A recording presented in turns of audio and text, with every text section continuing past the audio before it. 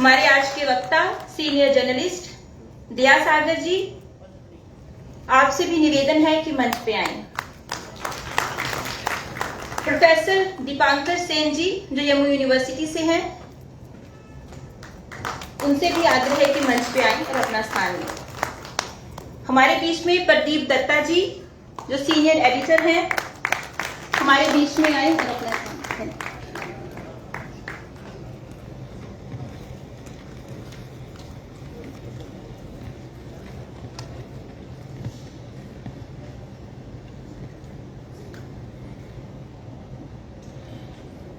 हमारे जम्मू जिला के अध्यक्ष विनय गुप्ता जी, आपसे आग्रह है कि मंच पे आएं और हमारे प्रदेश अध्यक्ष शिरविंदर रैना जी का स्वागत करें।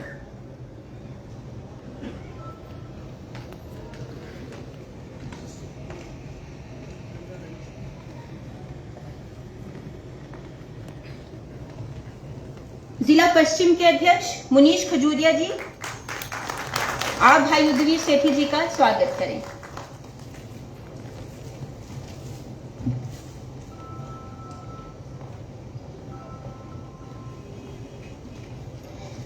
वेद जी, लक्कीपुरी जी, आप दया सागर जी का स्वागत करें।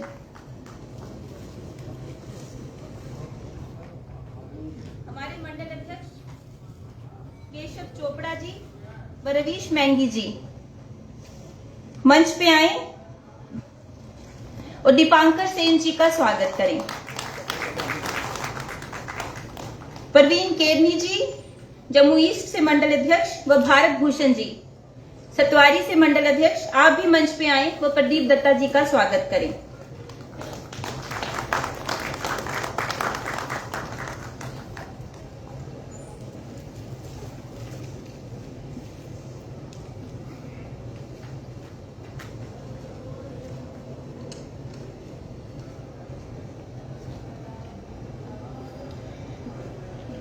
आगे की रूपरेखा के लिए मैं भाई युद्धवीर सेठी जी जो इस कार्यक्रम को देख रहे हैं, उनसे आग्रह करती हूं कि वो आएं और अपनी बात रखें।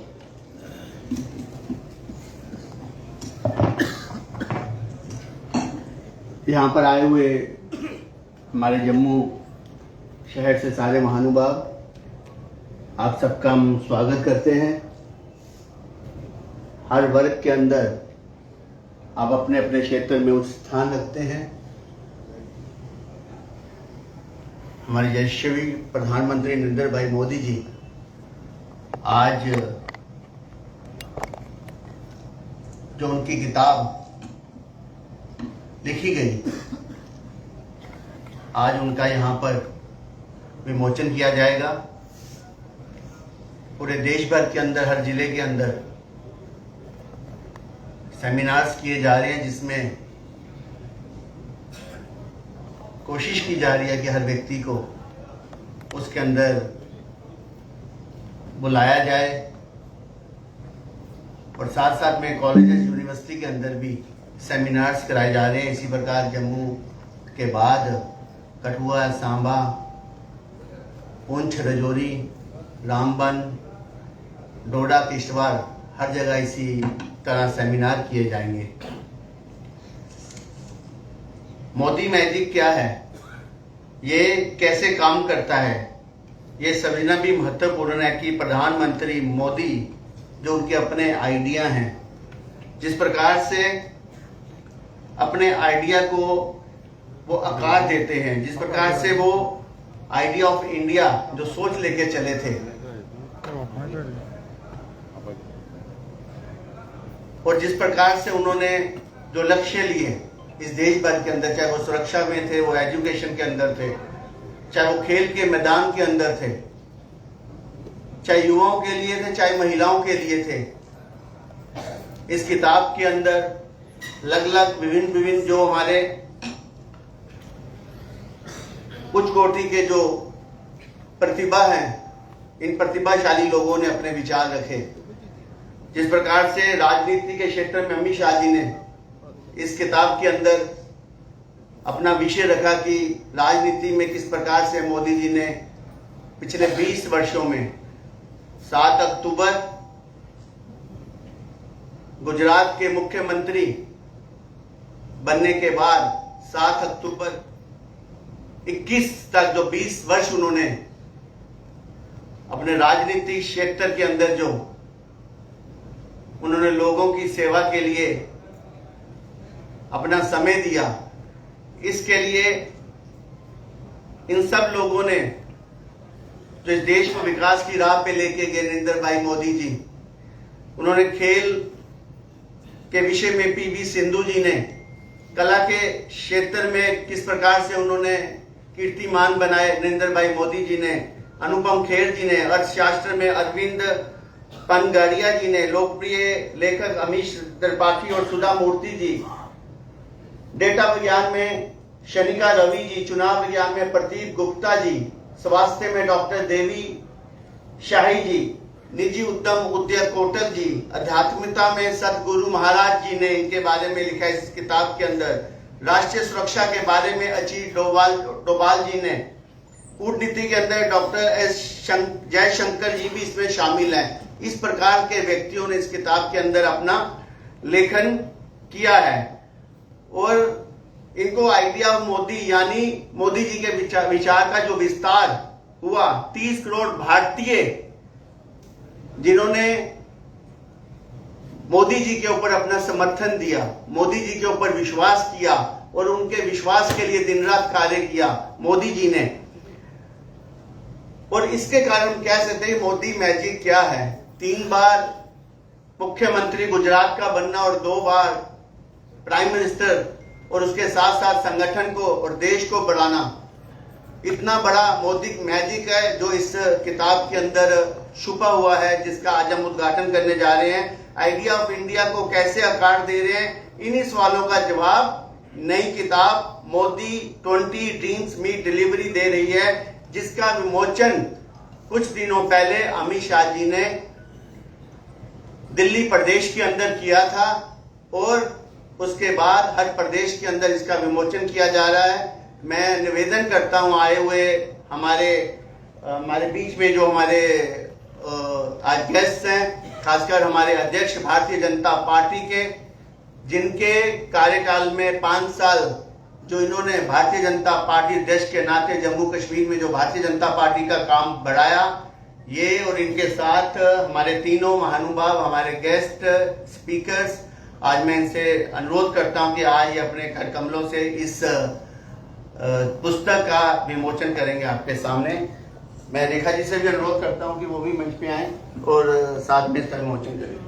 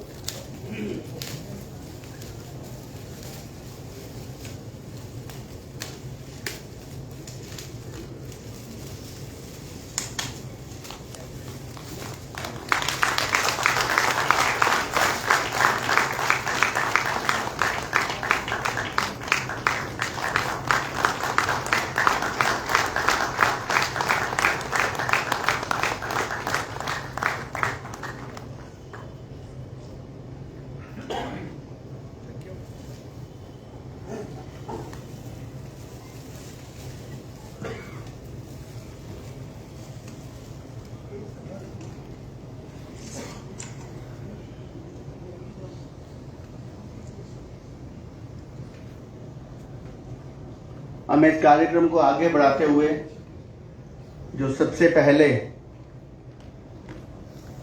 हमारा जो विषय है,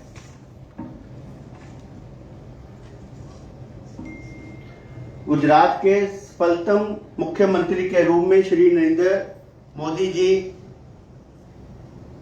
ने जो कार्य किए, इस विषय को आज हमारे बीच में हमारे प्रोफेसर दीपंकर सेन जो डायरेक्टर डिपार्टमेंट है इकोनॉमिक्स से में कार्यरत हैं, उन्होंने इकोनॉमिक्स व ट्रेड डेवलपमेंट की पीएचडी के बाद प्रोफेसर के नाते अपनी अलग अलग यूनिवर्सिटीज में सेवा दे रहे हैं। उन्होंने डोमेस्टिक व पॉलिटिकल इकोनॉमी विषय पर अपनी पुस्तकें लिखी हैं। इसके साथ साथ आतंकवाद, विद्रोह, विचार संबंधी कई अंतर्राष्ट्रीय सम्मेलनों में उन्होंने भाग लिया। मैं इनसे निवेदन करता हूं कि मंच पे आके आज का जो विषय है, इस किताब के मुताबिक वो यहाँ पे आप सबके सामने अपने शब्दों में रखेंगे।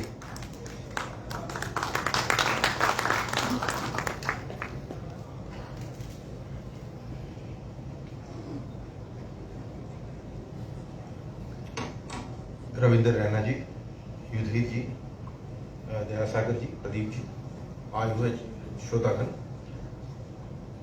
मैं नरेंद्र भाई मोदी का पहला जो एक एपिसोड उल्लेख करना चाहता हूं वो हाल ही में हुआ। हालांकि नरेंद्र भाई ने 2014 तक ही वो गुजरात का चीफ मिनिस्टर से पदत्याग कर चुका था, प्रधानमंत्री बन चुके थे।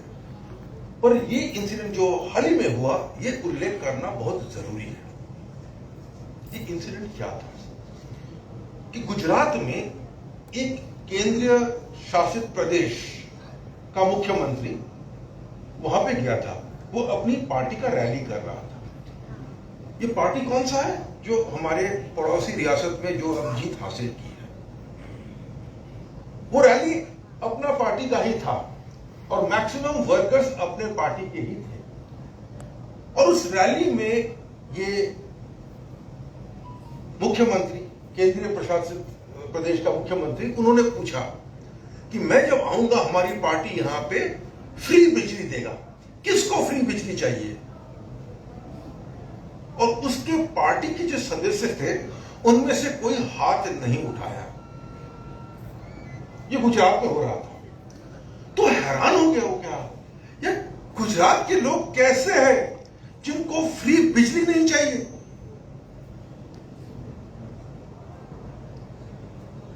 आठ साल हो चुका है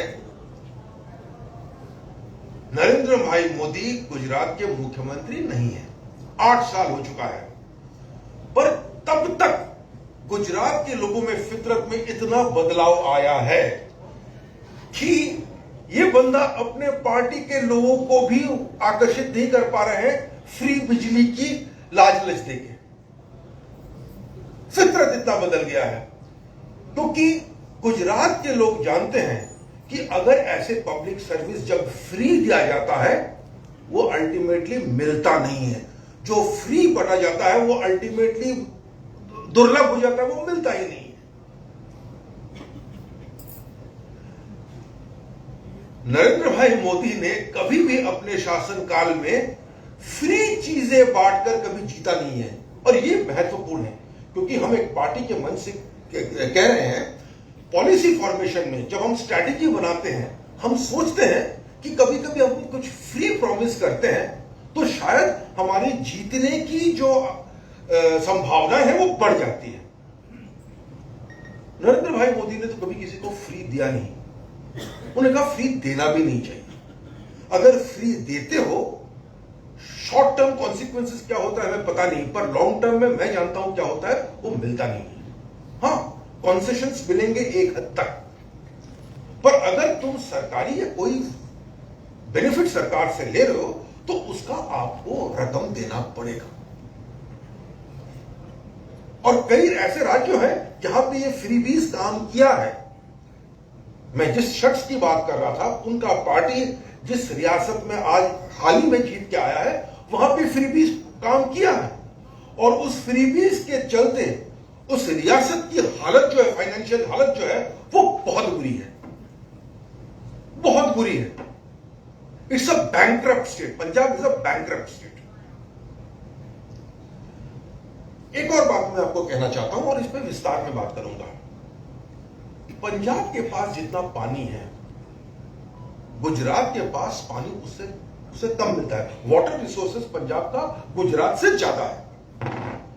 पर अगर एग्रीकल्चरल ग्रोथ रेट देखते हैं तो गुजरात का एग्रीकल्चर रेट काफी सालों से 10% ग्रो कर रहा है, जबकि पंजाब का एग्रीकल्चर स्टैग्नेंट है। वहां पे बहुत बड़ा एक डेट प्रॉब्लम आ रहा है। पंजाब की किसान की हालत बहुत बुरी है।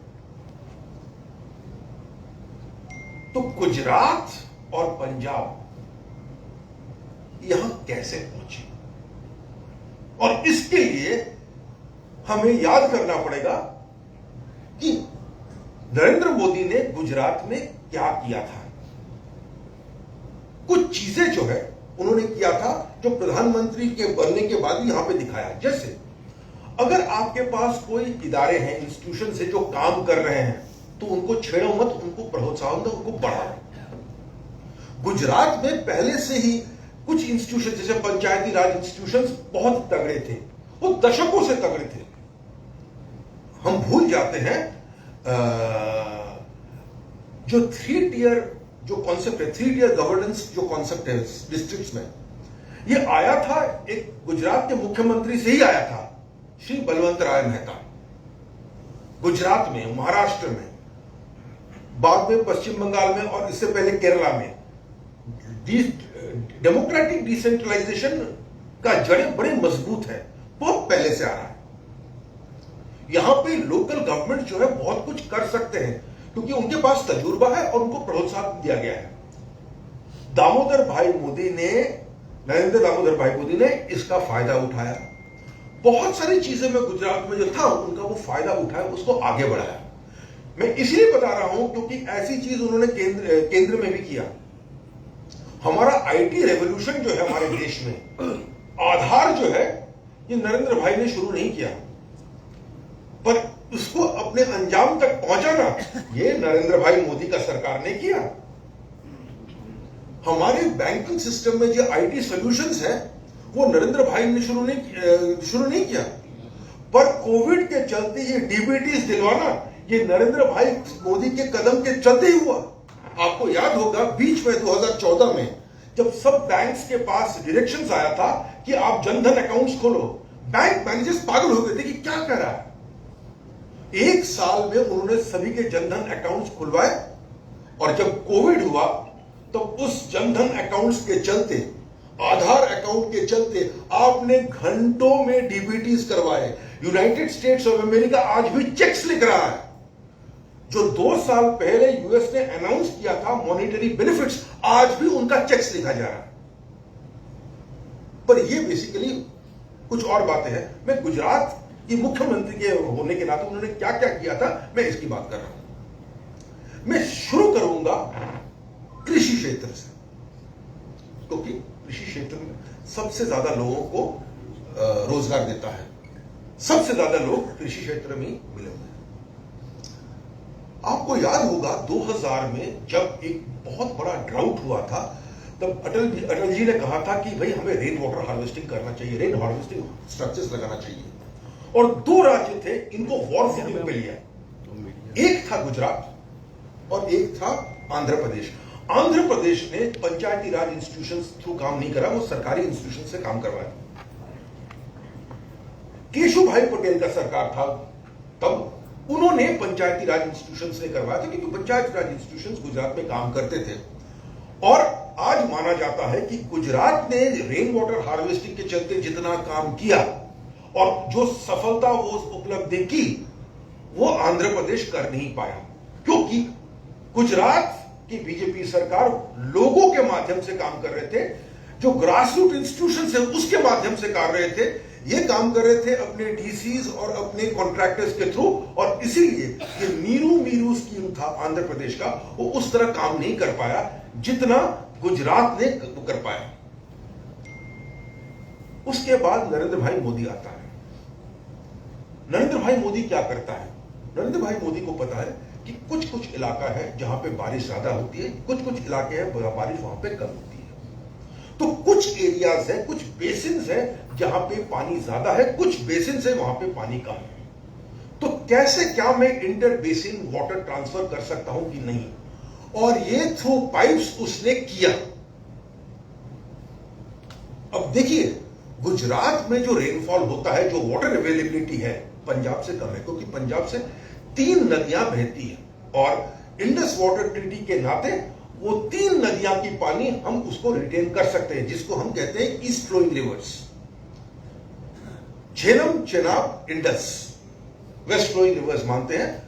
रावी, सतलज और ब्यास को हम ईस्ट फ्लोइंग रिवर्स मानते हैं। दे फ्लो थ्रू पंजाब। इनकी वाटर पंजाब रिटेन करता है, हरियाणा रिटेन करता है, इंडिया रिटेन करता है। प्रेसिपिटेशन भी पंजाब में ज्यादा होता है, गुजरात में प्रेसिपिटेशन बड़ा कम होता है।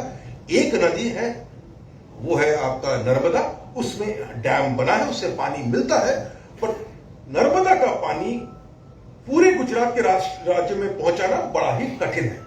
कुछ कुछ जगह पे पहुंचा है, अहमदाबाद पे पहुंचा है, पर बाय एंड लार्ज गुजरात का जो एग्रीकल्चर है वो नर्मदा पे वो निर्भर करता नहीं है, उसको लोकल वाटर पे ही निर्भर करना पड़ता है। तो आप रेन वाटर हार्वेस्टिंग आपसे पहले जो सरकार वो कर चुका था, आपने क्या किया, आपने ऐसे इंस्टीट्यूशंस बनाए जिसके चलते आपने वाटर अवेलेबिलिटी आपने पूरा बढ़ा दिया। उसके बाद सिलेक्शन ऑफ क्रॉप्स, किस क्रॉप्स को मुझे बढ़ावा देना चाहिए। जाहिर सी बात है, जब आपके पास पानी नहीं है, अब धान आपको उगाना नहीं चाहिए। और ये भाई ये पंजाब के लिए भी सही है, जिस राज्य को उतना पानी मिलता नहीं है उसको भी वाटर इंटेंसिव क्रॉप्स उगाना नहीं चाहिए। पंजाब क्यों उगाता है, एक वजह यह है, कई वजह है, एक वजह यह है कि पंजाब के politicians from time to time, वक्तन वक्तन उन्होंने अपने किसानों को फ्री इलेक्ट्रिसिटी प्रॉमिस कर चुके हैं। तो आप ट्यूबवेल्स, डीप ट्यूबवेल्स चलाओ, पानी उठाओ और भर दो, धान आपका उग जाएगा और आपके पास तो मंडीज रखे हुए हैं, वो धान खरीद भी लेगा। उससे क्या हुआ है, पंजाब का वाटर टेबल हमेशा गिरता गया है और अब यह हालत हो गई है कि अरहतियां का तो हालत ठीक है, पर किसान अब ऋण में डूब रहे हैं, क्योंकि ड्रिलिंग कॉस्ट तो आपको सरकार देगा नहीं। गुजरात ने क्या किया, गुजरात ने कभी नहीं कहा कि आपको हम बिजली फ्री देंगे, नहीं। दो लाइन्स है फार्मर्स के पास। मोदी सरकार ने क्या किया, उन्होंने दो लाइन्स किया, एक तो फार्मर के घर पे जाता है, दूसरा पंप सेट पे जाता है। जो पंप सेट पे जाता है उस पे पाबंदियां हैं, आप इतना तक आप बिजली ड्रॉ कर सकते हो, इससे ज्यादा आप ड्रॉ नहीं कर सकते। वहां पे कोई भी अगर सोचता है कि मैं पानी उठा के मैं धान उगाऊंगा, ये संभव नहीं है। उसके चलते क्या हुआ है, गुजरात का जो वाटर बैलेंस है वो इंप्रूव हुआ है। बहुत सारे स्टेट्स में, खास करके उत्तर भारत में वाटर टेबल गिर रहा है, गुजरात में उस हिसाब से ये देखा नहीं गया है। वाटर बैलेंस गुजरात में इंप्रूव हुआ है। गुजरात का एग्रीकल्चरल ग्रोथ 10% पर एनम रहा है कॉन्सिस्टेंटली। ये चीज हम जानते नहीं है, क्योंकि इस चीजों को कोई बढ़ा चढ़ा के बोलता भी नहीं है। अगर सबसे बड़ा सेक्टर जो आपका है वहां पे ग्रोथ रेट 10% हो रहा है, तो जाहिर सी बात है उस सेक्टर से जुड़े हुए हैं वो तो आपके समर्थक होंगे ही होंगे। अब जब हर इलेक्शन में बीजेपी का वहां पे जीत होता था, लोग एक ही बात कहते थे, कम्युनलिज्म कम्युनलिज्म कम्युनलिज्म। किसी ने देखा भी नहीं कि जीत क्यों हो रहा है। दूसरी बात, एनिमल हस्बेंड्री, जम्मू कश्मीर से आप कंपेयर करें, यहां पे पानी की कोई कमी नहीं है, एटलीस्ट खास करके जो मवेश पालते हैं उनके लिए तो पानी की कोई कमी नहीं है। पर प्रोडक्टिविटी अगर गुजरात के देखेंगे, पर एनिमल मिल्क प्रोडक्शन वगैरह वगैरह जम्मू कश्मीर से काफी ज्यादा है, पंजाब से भी ज्यादा है, क्योंकि साइंटिफिक टेक्निक्स अपनाए गए हैं, वहां पे इन्वेस्टमेंट किया गया है, पर वो सस्टेनेबल इन्वेस्टमेंट है।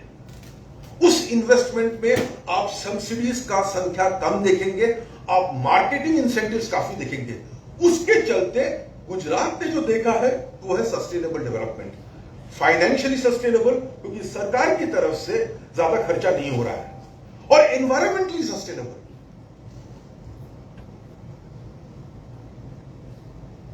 यहां पे कोई पॉपुलिज्म नहीं है। यहां पे नरेंद्र मोदी ये नहीं कहा कि मैं आपको फ्रीबीज दूंगा। हाँ, उनके सामने चैलेंजेस आए, कोई भी चैलेंज में उन्होंने फ्रीबी की नाम नहीं की, फ्री पावर की नाम नहीं की, उन्होंने फ्री सब्सिडीज की नाम नहीं की, वो जीतते गए। ये प्रॉमिस किसने किया? विपक्ष ने किया। फल क्या हुआ? उन्हें कुछ नहीं मिला।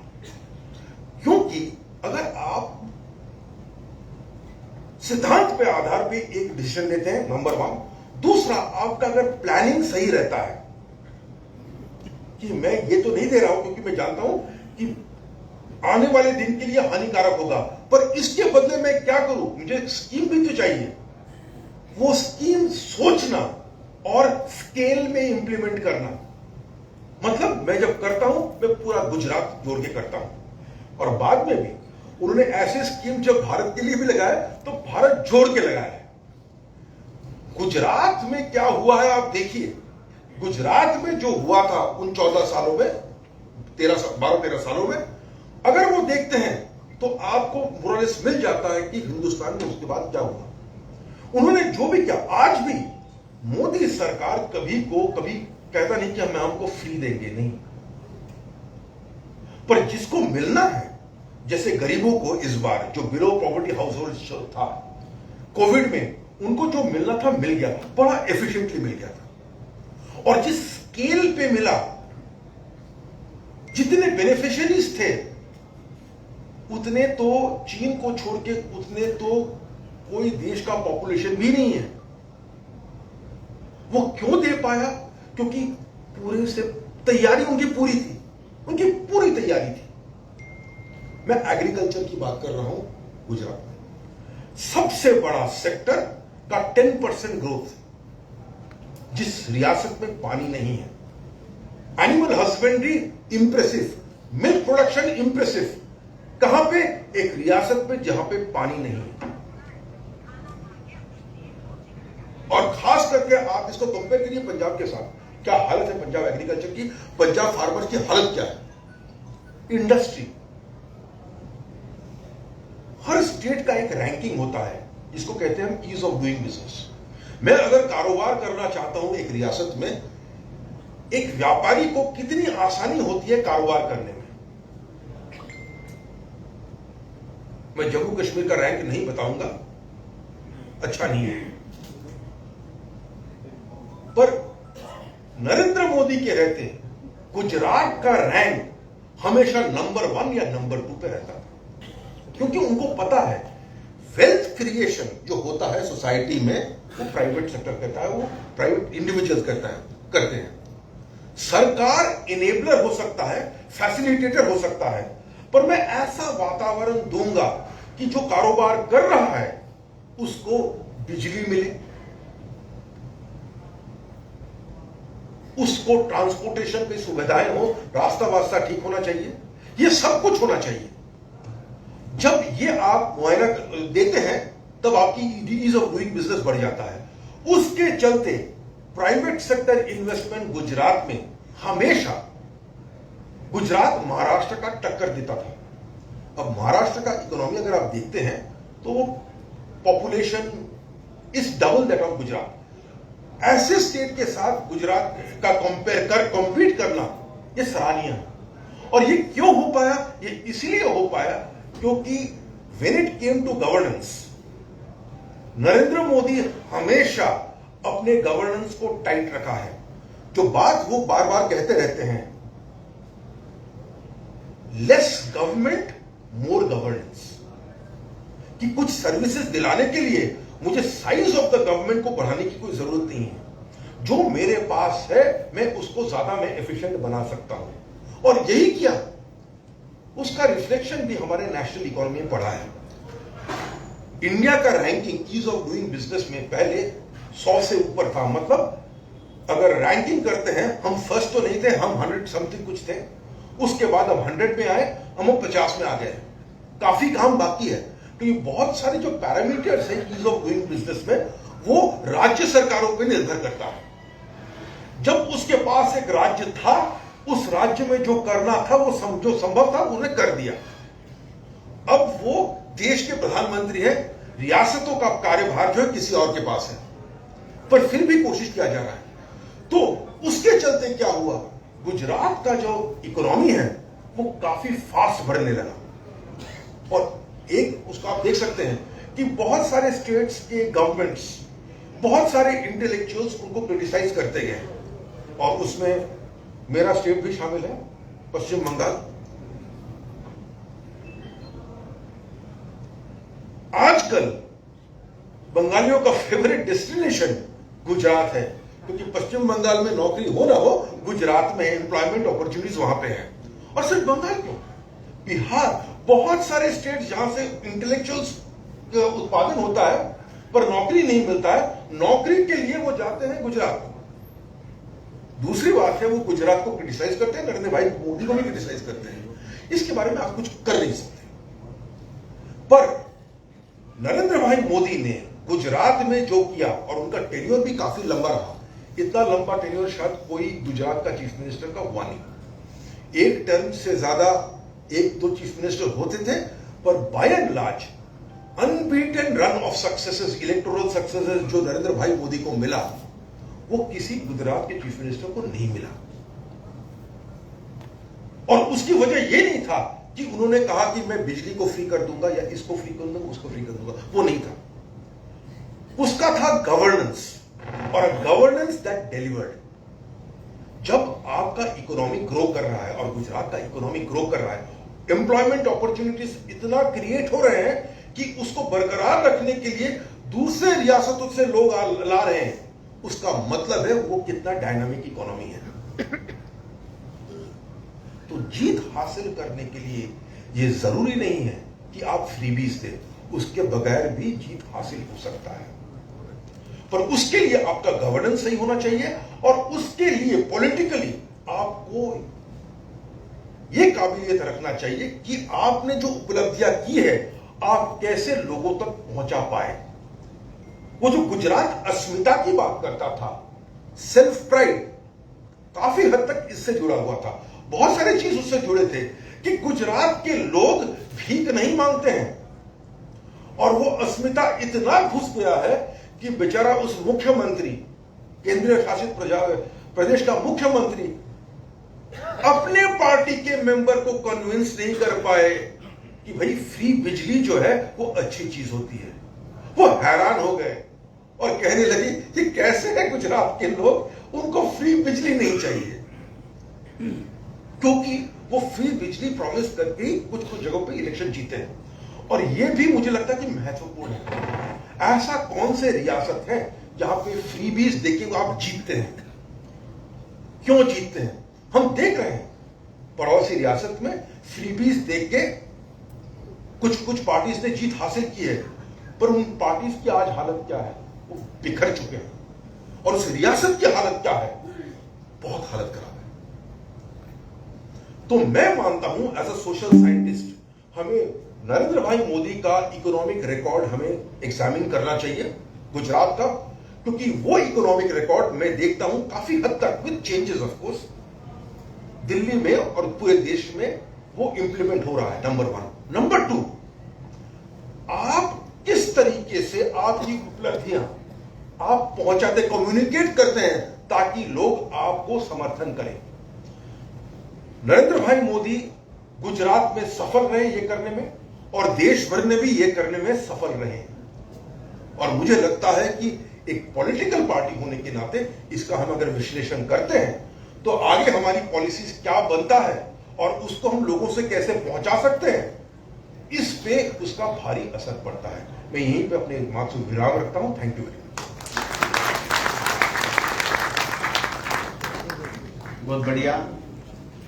हमारे प्रोफेसर दीपंकर सिंह गुप्ता ने जिस प्रकार से गुजरात के बारे में अपना विषय रखा, और नरेंद्र भाई मोदी जी जिनकी ये पंक्तियां हैं कि सौगंध मुझे इस मिट्टी की, मैं इस देश को नहीं मिटने दूंगा, इस देश को नहीं रुकने दूंगा, और इस देश को नहीं झुकने दूंगा। ऐसे विकास पुरुष जिन्होंने नामुमकिन को मुमकिन कर दिखाया। अगर पूरे देश के अंदर हम अगर उनके फैसले देखें, जिस प्रकार से CAA का फैसला, जिस प्रकार से उन्होंने पाकिस्तान के ऊपर सर्जिकल स्ट्राइक, जिस प्रकार से बालाकोट में पाकिस्तान के अंदर घुसकर जिस प्रकार उन्होंने स्ट्राइक की, उसके साथ साथ ब्लैक मनी के खिलाफ जो सर्जिकल स्ट्राइक की, राम मंदिर का जो वर्डिक्ट आया था उसको जिस प्रकार से उन्होंने पूरे देश भर में एक भी मच्छर न मरने दिया और उसको लागू करवाया। ऐसे प्रधानमंत्री जो पूरे देश भर के अंदर जिन्होंने काया पलट दी, ऐसे व्यक्ति जो भारत के सफलतम प्रधानमंत्रियों में से गिने जाते हैं, इन्होंने जो इस देश के विकास में जो भूमिका रखी, उसका आज हमारे बीच में डॉक्टर प्रदीप जी जो हमारे टाइम्स नाउ से जाने माने हमारे मित्र, वरिष्ठ संपादक के रूप में और एक साहसिक तेज करार, हम लोग देखते हैं टेलीविजन पर जिस प्रकार से वो अपनी बात रखते हैं रिपोर्टर के रूप में, लगता है कि वाकई जम्मू कश्मीर के लिए कोई लड़ने वाला, यहाँ के सुरक्षा के लिए, यहाँ पे जिस प्रकार से फोर्सेस का मनोबल बढ़ाने के लिए ऐसा विशेष रिपोर्टर हमारे बीच में है, जिन्होंने यूक्रेन और रशिया की लड़ाई के अंदर जाके एकमात्र जम्मू से हमारी इस रिपोर्टर ने वहाँ जाके कवरेज की और इन्होंने अंतर्राष्ट्रीय और राष्ट्रीय कई अवार्ड हासिल किए। ऐसे में अपने मित्र डॉक्टर प्रदीप जी से अनुरोध करता हूँ कि भारत के सफलतम प्रधानमंत्री के रूप में हमारे नरेंद्र भाई मोदी जी, हमारे यशस्वी प्रधानमंत्री, क्या भूमिका है, इस विषय में आए और अपने शब्दों में हम सबके सामने इनकी भूमिका का व्याख्यान करें। थैंक यू युद्धवीर जी। वैसे तो डॉक्टरेट करा नहीं है, लेकिन प्रधानमंत्री के बारे में इतना जाना है कि कह दूं तो डॉक्टरेट हो ही गई है उन पे। तो दूसरी बात, जब शुरू किया तो उन्होंने, युद्धवीर जी ने कहा मोदी मैजिक। तो कोई पूछे मुझसे कि ये मोदी मैजिक क्या है, तो मैं बताता हूँ ये मोदी मैजिक क्या है। दीपांकर जी एग्री करेंगे, कोई भी सेमिनार जम्मू में ऑर्गेनाइज कर दो तो कुर्सियां भरती नहीं है। आज एक्स्ट्रा कुर्सियां लगानी पड़ रही है।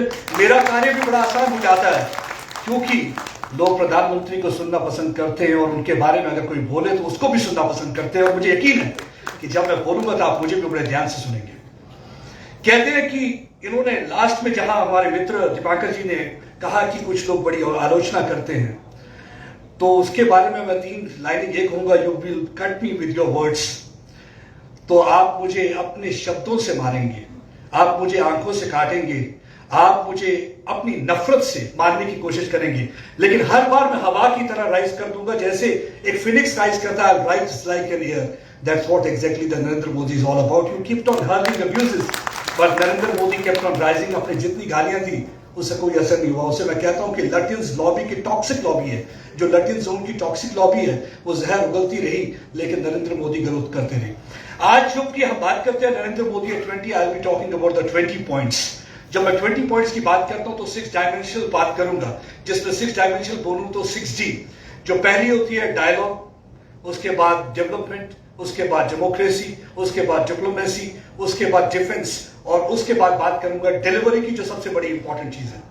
अब बात करेंगे कि नरेंद्र मोदी का मैजिक चलता क्यों है। बात इसलिए चलता है क्योंकि उनके पास इंटेग्रिटी है, इंटेंट है, इंटेंसिटी और इंपैक्ट है। और नरेंद्र मोदी इतने सालों बाद भी क्यों सबसे ज्यादा प्रमुख है, चाहे बात करें, ही is a man who resides in billion hearts. He is not an ordinary person.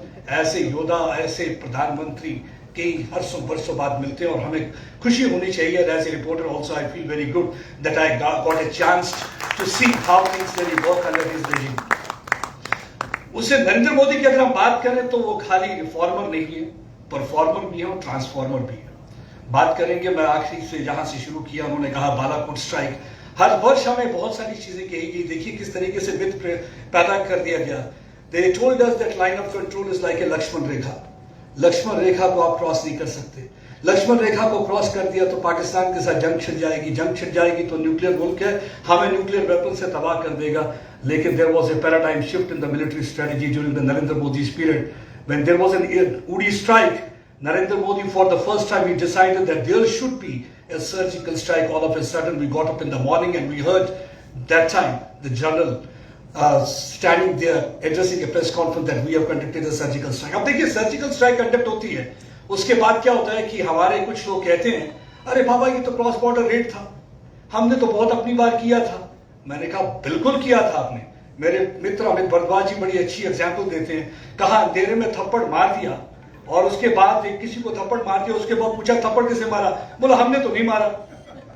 लेकिन एक प्रधानमंत्री ने उससे बोला मैंने मारा और घर में घुस के मारा।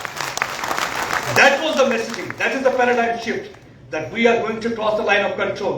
And once we are going to cross line of control, we are going to target your all launch pads. That's what he did.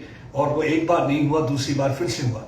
जब उन्होंने दूसरी बार कहा कि घर पे घुस के मारूंगा, क्योंकि चलता है एटीट्यूड था। हमने यही देखा था हर बार, it is business as usual, चलता है एटीट्यूड। कुछ भी होता था मरते थे हर दिन। हिंटरलैंड में लाशें जाया करती थी। मुझे एक याद आता है, बहुत खूबसूरत लाइंस लिखी, हालांकि लिखी फैज साहब ने किसी और कंटेक्स्ट में। अक्सर मैं सुनाता हूं कि हमारी माएं बैठा करती थी बरामदे में कि कौवा आता है और एक पैगाम लेके आता है, किधरे न पैदिया दसा मैं परदेसिया मेरे कार उड़ावा शगन मनावा वक्दी वादे तरले पावा तेरी याद पवे ते हंसा तेरा जिक्र होए तो दो। अमन शांति कहां है? नजर नहीं आ रही थी। दर्द ना दसा भुलती जावा, राज दा खोला मुकलदी जावा, किसनू दिल दा हाल विखावा, वे मैं किसदा दामन कसा, किधरे ना पैदिया दसा। शाम उड़ीका फजर उड़ीका, आखे ते सारी उम्र उड़ीका, आंड गवांड दीवे बगदे रब्बा मेरा चालन कर दे, जग वसदा है मैं भी वसा, किधरे ना पैदिया दसा। So that was the situation. माए रो रही थी हर दिन हर हफ्ते। हिंटरलैंड में बॉडी जा रही थी, आक्रोश बढ़ता जा रहा था। प्रधानमंत्री ने कहा इस बार आप खाली, इन्होंने पिछली बार कहा था एक क्रॉस बॉर्डर रेड हमने की, इस बार खैबर पख्तूनख्वा तक जाइए, 65 किलोमीटर अंदर जाइए, बालाकोट में करिए एयर रेड। और आप देखिए जब बम गिरा दी, उन्होंने कहा नहीं जी इन्होंने पेड़ गिराए। लेकिन जब एक दिन लाइट चली गई कराची में, तो डर गए कि एक बार फिर से तो नहीं नरेंद्र मोदी ने सर्जिकल स्ट्राइक कर दिया। अगर पेड़ गिरे थे तो डायरेक्ट थे भाई। तो that is a paradigm shift in the military strategy. आप क्या होता है कि मैसेजिंग बहुत इंपॉर्टेंट होती है। Messaging is very important. आप ऐसा नहीं है कि अंधेरे में थप्पड़ मारा और फिर आपने ओन भी नहीं किया। Here is a prime minister who owns that he stands with the soldier. आप देखिए किस तरीके से बदलाव आया। बदलाव देखते देखते बात करें, हालांकि हमारे सीनियर हैं जिन्होंने 35 से इन्होंने ही बताया कि असली कल्प्रिट कौन है। हम तो सारी उम्र 370 देखते आए, लेकिन असली कल्प्रिट तो इन्होंने ही ढूंढा। तो he will be talking about that Kashmir issue, but still there are certain things when we talk about, तो कश्मीर बहुत ही इंपॉर्टेंट बन जाता है। मेरा कश्मीर इसलिए इंपॉर्टेंट बन जाता है कि आप देखिए घर घर तिरंगा को लेकर एक बार फिर से नरेंद्र मोदी जी ने ट्वीट करा और उसके बाद से फिर से सियासत। जब ये तिरंगा लहराया जाता है, मैं अक्सर एक बात कहता हूं, when you see this tricolour fluttering, it is not because of the blowing wind, it is because of the supreme sacrifice of the soldiers standing there on the ground, whether it's line of control और the counter terror operation, because they are the one who are always ready to take bullets on their body. At least don't insult those martyrs by saying that घर घर तिरंगा। क्यों? मुझे मालूम है तिरंगे की अहमियत क्या है। महबूबा मुफ्ती एक दिन कहती है बैठ के, मेरा झंडा छीन लिया, रोते हुए ने मेरा झंडा छीन लिया। मैंने कहा कौन सा झंडा था आपका? मैंने कहा ऐसे पूछा उससे, मैंने कहा कौन सा झंडा था? वो लाल वाला जिसमें 3 लकीरें थी, एक जम्मू कहते थे, कश्मीर कहते थे, लद्दाख। मैंने कहा when you actually picked up that, आपने इंसल्ट अपने झंडे की खुद की। आपने जब भी उठाया हमेशा ये आईसिस फ्लैग उठाया, पाकिस्तानी झंडा उठाया, तब आपने वो कश्मीर का झंडा उठाया था जिसको कहते हैं हम लहराएंगे कश्मीर के झंडे। मैंने कहा हमेशा तिरंगा ही रहेगा, क्योंकि तिरंगे की आन बान शान के लिए मेरा फौजी जान देता, हमेशा कुर्बानी देता। और उस चीज को समझने का एक ही शख्स ने प्रयास किया। और जब उन्होंने कहा कि मैं सौगंध खाता हूं देश की मिट्टी की, मैं देश को झुकने नहीं दूंगा, तो ये बात जब वो कहते हैं उस विश्वास से कहते हैं। मुझे याद है कि जब इलेक्शन की कैंपेन शुरू हो रही थी, मुझे मौका मिला तो राहुल गांधी यहाँ पे आए इसी जम्मू क्लब में, साथ वाले रूम में कुछ पत्रकारों के साथ हमसे मिले, तो बहुत सारे कुछ सजेशन दे रहे थे। तो मेरी जैसे कि आदत है कि मैं सजेशन बहुत कम देता हूँ, सवाल ही पूछता हूँ, क्योंकि मुझे मेरा लगता है कि मेरा कार्य ही वही है टू आस्क क्वेश्चंस। और मैंने सवाल पूछा, मैंने कहा राहुल गांधी जी से मैं आपसे एक सवाल पूछता हूँ। And prime minister was about to start his campaign. Lakhanpur से उन्होंने पहला एड्रेस किया था, along with him was those days Prakash Singh Badal साहब आल्सो वाज विद हिम। तो मैंने कहा राहुल गांधी जी से, मैंने कहा आप उम्र में नरेंद्र मोदी से बहुत छोटे। बोला जी बिल्कुल। वो बड़ा खुश भी हो गया, यूथ लीडर बना रहे हैं 40 साल के ऊपर वाले को, तो बहुत ही खुश हो रहे थे वो। तो किसी को भी यंग बताओ तो वैसे ही खुश हो जाते हैं। मैंने कहा लेकिन कभी आपने सोचा कि आप यूथ होते हुए यूथ आपके साथ क्यों नहीं जुड़ रहा है? तो थोड़ी देर के लिए खामोश हो गया। I still remember that he started rolling his eyes and started looking towards the rooftop. तो मैंने कहा जी आप बताइए क्यों नहीं आपके साथ जुड़ रहे? मैंने कहा मैं बताता हूं आपको। देखिए स्लोगन क्या था। अब स्लोगन कितना इंपॉर्टेंट होता है, आपकी वोकैबुलरी, आपकी language, how you are going to deploy your words, किस तरीके से आप जज्बा, जुनून और जोश पैदा करते हैं। स्लोगन ये था कि हम पूरी रोटी खाएंगे, कांग्रेस को जिताएंगे। 70 सालों के बाद राज करने के बाद अब आदि से पूरी रोटी खिलाएंगे। और aspiration of youth is something else. I want to have a continental food sitting in a 5-star hotel and go in a Mercedes car and have my weekend somewhere in Dubai. तो मेरी वो aspiration है। मैं उस हिंदुस्तान को देखता हूँ, मेरा वो नया हिंदुस्तान है। लेकिन आप किस हिंदुस्तान की बात कर रहे हैं भाई, पे पूरी रोटी खिलाएंगे? मैंने कहा आज भी आप हमको गुर्बत की जिंदगी, तो आपके साथ यूथ कैसे कनेक्ट होगा? तो he was completely silent, he has nothing to say. बिल्कुल उनके पास कोई लफ्ज नहीं था। तो ये चीज थी कि जब प्रधानमंत्री आए, प्रधानमंत्री ने कहा कि हम जो भी कार्य करेंगे जब हम करेंगे तो उसे हम लक्ष्य तक लेके जाएंगे. What makes my Prime Minister different is that he has ideas, innovative ideas, out of box ideas. Out of box ideas जब बात करते हैं तो उन आइडियाज को पूरी तरह से इंप्लीमेंट करते हैं और उसके बाद इंश्योर करते हैं कि उन आइडियाज को पूरी तरह से एग्जीक्यूट किया जाए. My father says I always, मैं कई बार होता है कि डिबेट और डिस्कशन हमारी होती है डिनर पर. My father says I always ask him a question, why don't you like Manmohan Singh the way you like Narendra Modi? क्योंकि नरेंद्र मोदी कितने बड़े भक्त हैं. If I say something to him about Modi तो मतलब कि मेरा खाना हराम, तो he will not be listening anything against Modi ji. तो मैंने पूछा कि भैया मुझे एक चीज बताइए कि वजह क्या है कि आपको एक कम्युनिटी फीलिंग तो होनी चाहिए. वो सरदार थे मनमोहन सिंह जी और आपका तो कोई उनकी तरफ. कहा कि वजह बताते हैं. मैंने मुझे रीजन आज उनका बस उनके मुझे लगा कि वाकई में रीजन है. Manmohan Singh came to Kashmir valley. Srinagar में आते हैं तो उनकी आइटिनरी में एक जगह उन्होंने जाना है, एक तो SKICC में, और दूसरा ही है टू गो टू छठी पातशाही गुरुद्वारा साहब, और तीसरा उन्हें हजरत बल जाना है. लेकिन उन्हें सिक्योरिटी वाले कहते हैं जनाब आप नहीं जा सकते हैं गुरुद्वारा साहब क्योंकि सिक्योरिटी का खतरा है. और मनमोहन सिंह जी कहते हैं थैंक यू, नहीं जाएंगे. सरदार वेट करते रहे. एक उम्मीद थी कि एक प्रधानमंत्री आया हमसे मिलेगा, minority community will be talking to him, लेकिन शायद ये किसी ने हिम्मत नहीं करनी थी. अगर मोदी जी होते, मोदी जी कहते मुझे जाना है, और अगर किसी ने सरदारों को देना है, those who are still feeling that Narendra Modi is playing politics, I think अगर सरदारों को कोई देगा, ये फार्मर्स प्रोटेस्ट, ये जो पन्नू, ये जो चिल्लाते हैं बाहर से बैठ के डायस्पोरा, प्लीज फॉर गॉड से don't do that. It is Narendra Modi. For the first time we've seen how in Lal Killa he made all the six states together. Because there are people who are trying to draw the fault lines, we will not allow that. अब बात करें foreign policy की. Foreign policy Narendra Modi की क्यों इतनी energised है, क्यों इतनी ट्रांसफॉर्मेटिव है? मैं बताता हूं कि किस तरीके से उनका. अगर बात करें तो सम्मान, उनकी 5S पे पॉलिसी जो उनको कहते हैं कि 5 पिलर है. एक कहते हैं सम्मान, एक कहते हैं सम्मान. देखिए कि आपकी सोवरेनिटी, हम एक्सपेंशियस पावर नहीं है, हम आपकी सोवरेनिटी की पूरी कदर करते हैं, हम आपको पूरी तरह से इज्जत देते हैं, चाहे छोटा मुल्क है बड़ा मुल्क है, हम बड़े भाई का रोल प्ले करेंगे जहां पे प्ले करना है. That's what. Then there is a संवाद. We believe in engaging. That's why I say Narendra Modi believes in a dialogue. And then there is called something called security. अपनी सिक्योरिटी का पूरा, जैसे अमेरिकन फर्स्ट कहता है तो he said no, India first, nobody is going to dictate us terms. We have seen this thing happen during the Ukraine war, when everybody wanted that Narendra Modi should also condemn Russia, which Narendra Modi didn't do. And 5 times we abstained from the United Nations Security Council. हम 5 बार क्यों रहे? हम क्योंकि हमें मालूम है कि हमारा ऑल वेदर फ्रेंड, हमारे अपने इंटरेस्ट इंपॉर्टेंट है, अमेरिकन इंटरेस्ट के साथ हम नहीं चलेंगे. और सबने कहा कि अमेरिकन अब तो समझो कि नरेंद्र मोदी की छुट्टी हुई. लेकिन आपने देखा पिछले दिनों मून वॉक करता कैसे जो बाइडेन आया नरेंद्र मोदी से हाथ मिलाने. ये पहली बार ऐसा हमने 800 वर्षों में देखा है कि अमेरिकन प्रेसिडेंट चल के आता है और हमारा प्रधानमंत्री बैठा हुआ है और कहता है ठीक है भाई, because everybody wants to rub shoulders with him. Everybody knows that he is a charismatic leader. He is not only ruling the hearts of billions of Indians, 1.3 billion Indians here, but also many of the people putting up in different parts of the world. That's what Narendra Modi is all about. So when we talk about that is about संस्कृति, सभ्यता. संस्कृति और सभ्यता की बात इसलिए करते हैं कि ये हमें टोटली जो था, हमारा जो पोस्ट कॉलोनियल जो एटीट्यूड था, उससे हमें बाहर एक लैंग्वेज अलग. देखिए प्रधानमंत्री जब अमेरिका में जाते हैं तो बात करते हैं शिकागो के लेक्चर की, हमारे विवेकानंद जी के लेक्चर की.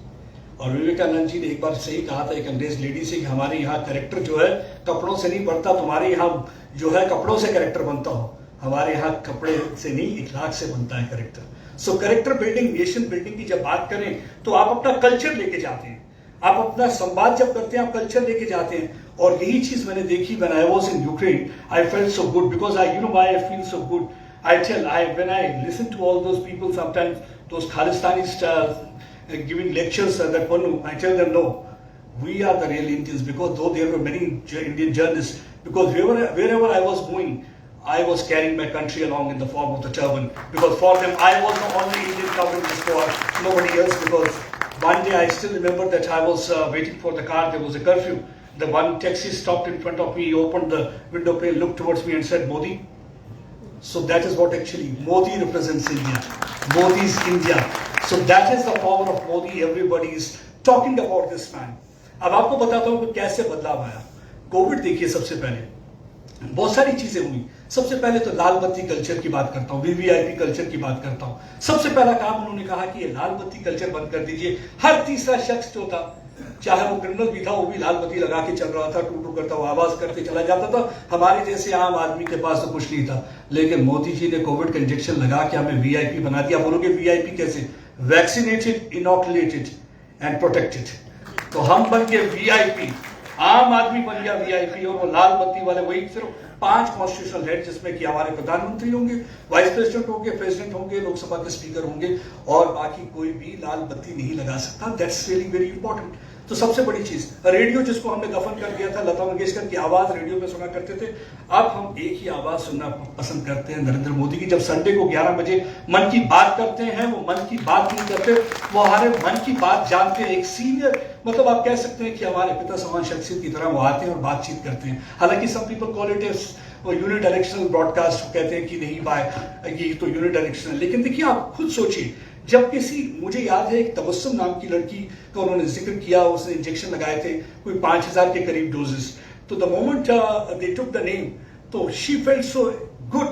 और वो पुलवामा के इलाके में जहां पे टेररिज्म पीक पे है, वहां पे जाके जगह जगह पे इंजेक्शन लगा रही है, क्योंकि उसने सुना था प्रधानमंत्री को इन लोगों का नाम लेते हुए। वो चाहती थी कि एक दिन मैं भी ऐसा कार्य करूं कि प्रधानमंत्री मेरा भी नाम लें। और इस वक्त तक वो 20,000 इंजेक्शन उस इलाके में लगा चुकी है जहां पे कहते हैं where even the eagles fear to tread. That was a difficult zone where she had been working. So वहां पे जाके वो कर रही थी।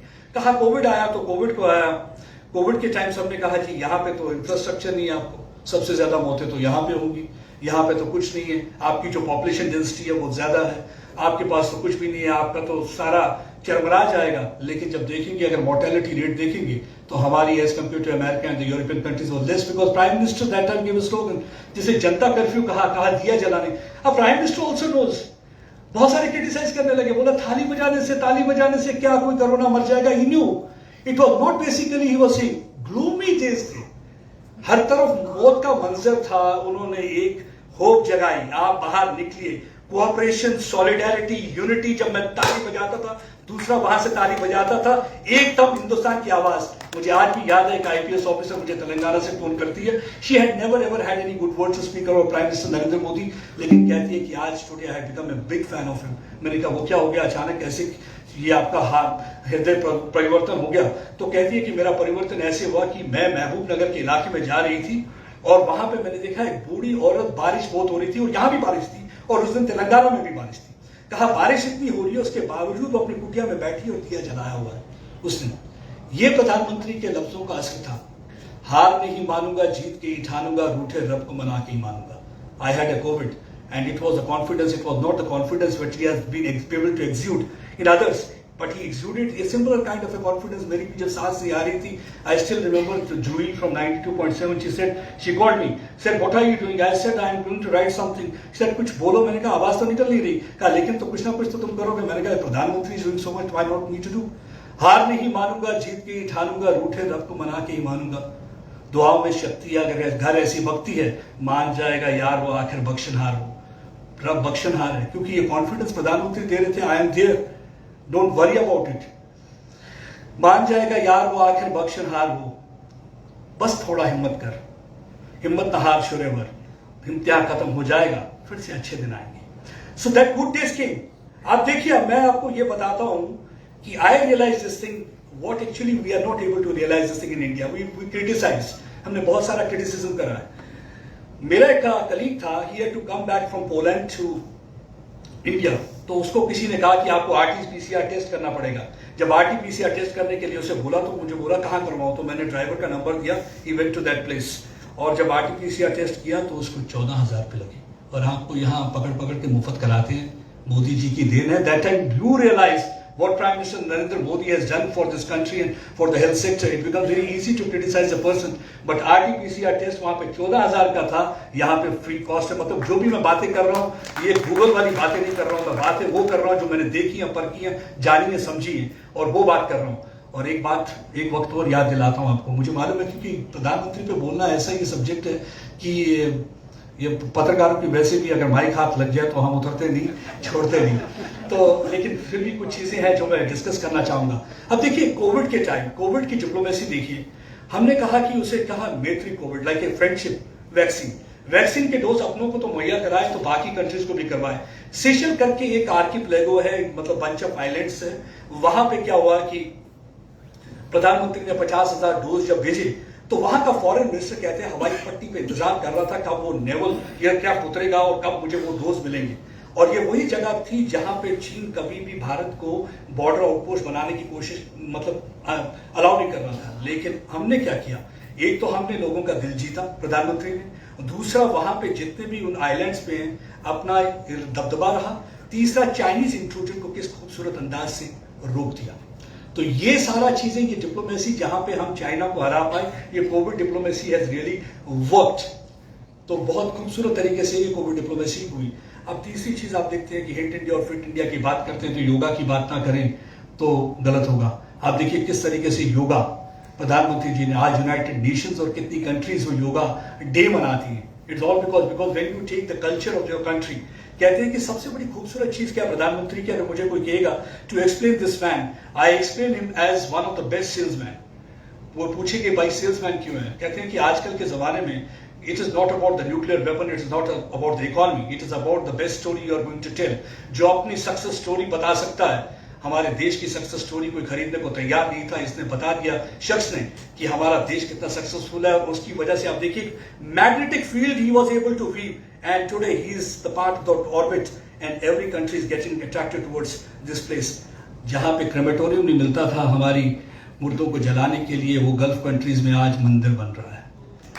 लोग कहते हैं कि राम मंदिर, मैं कहता भाई दुबई में मंदिर, बहरीन में मंदिर बनने जा रहा है। तो बात करते हैं ये शख्सियत है शक्ति कि वहां पे जा रहे हैं। तो आप बताते हैं कि हम एक्सपेंशियस पावर नहीं है, हम अमन पसंद लोग हैं। आप आइए हमारे मंदिर में आइए, आप हमारे गुरुद्वारा साहब में आइए, आपको रियलाइज होगा कि जिसे हम कहते हैं सेक्युलरिज्म।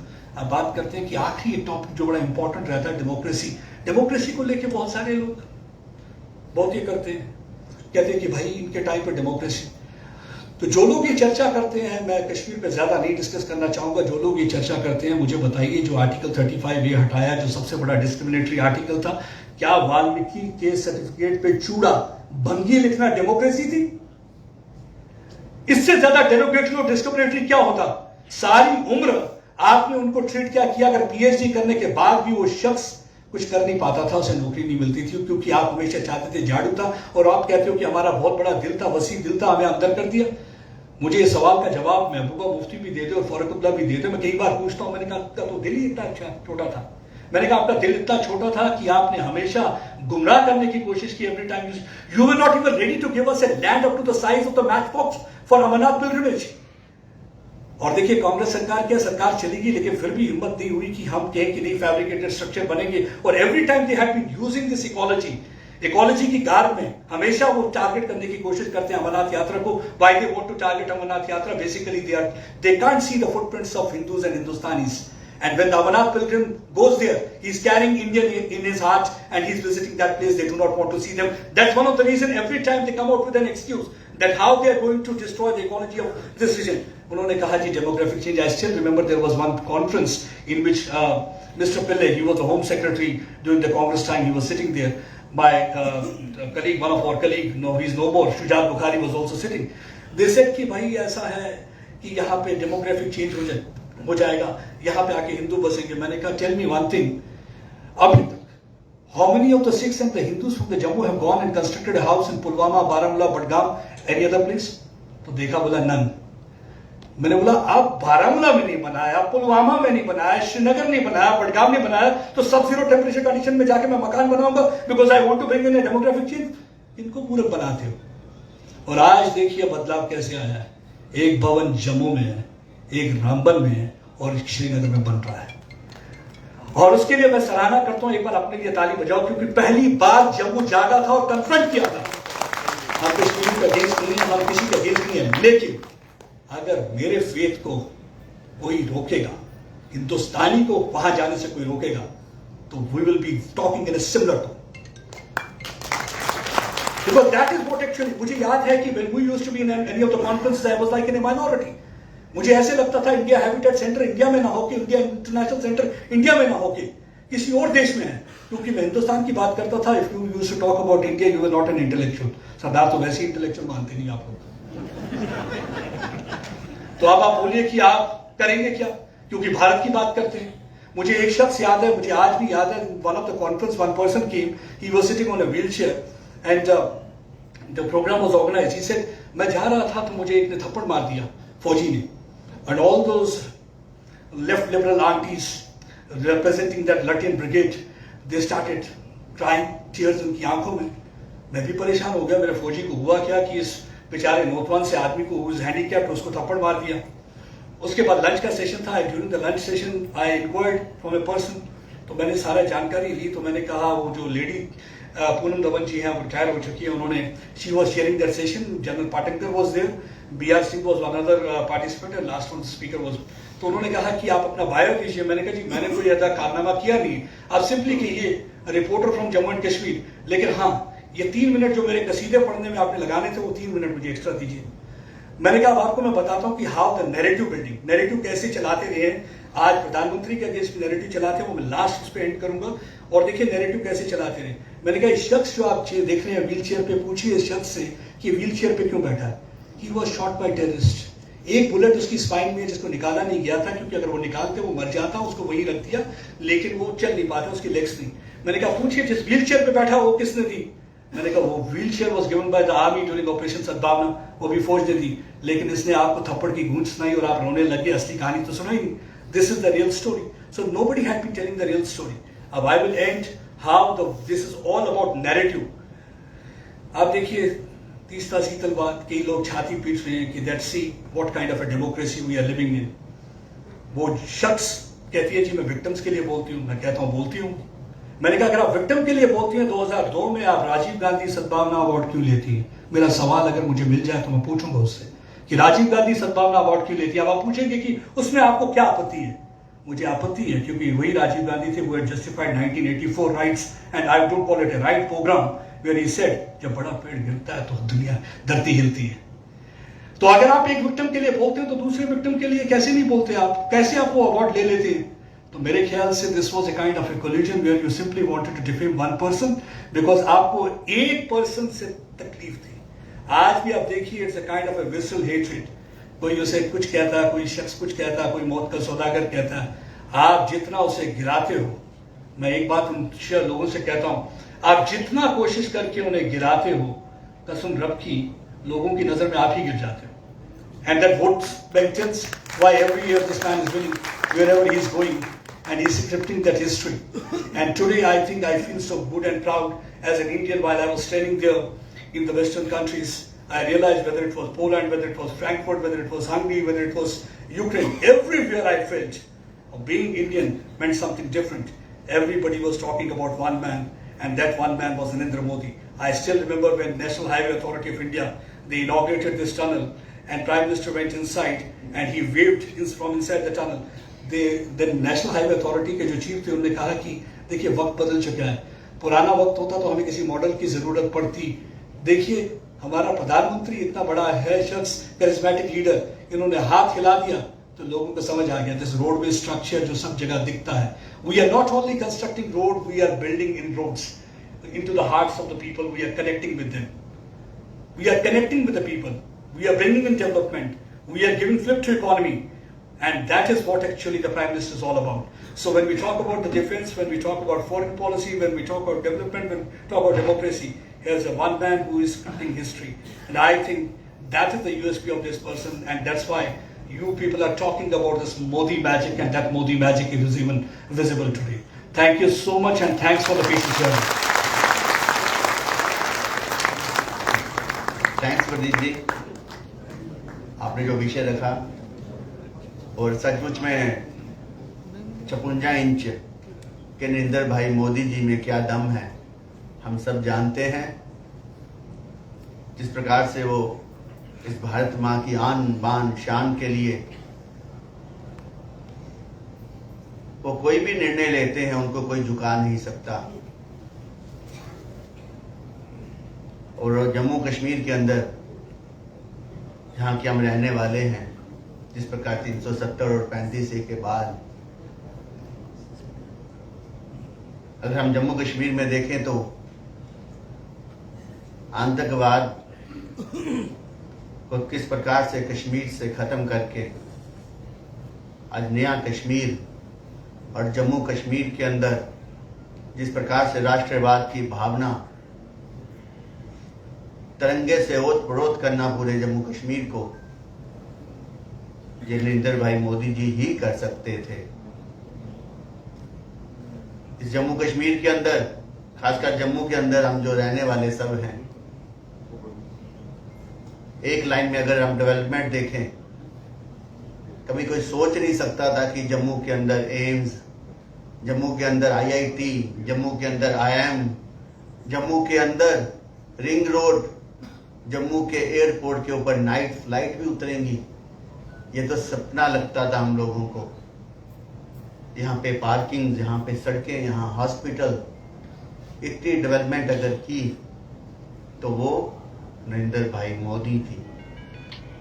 हमारे प्रधानमंत्री की सोच, उनका विजन, अमित शाह जी की सोच, जिन्होंने बोला 70 साल का कार्य 5 साल में हम जम्मू कश्मीर को देंगे।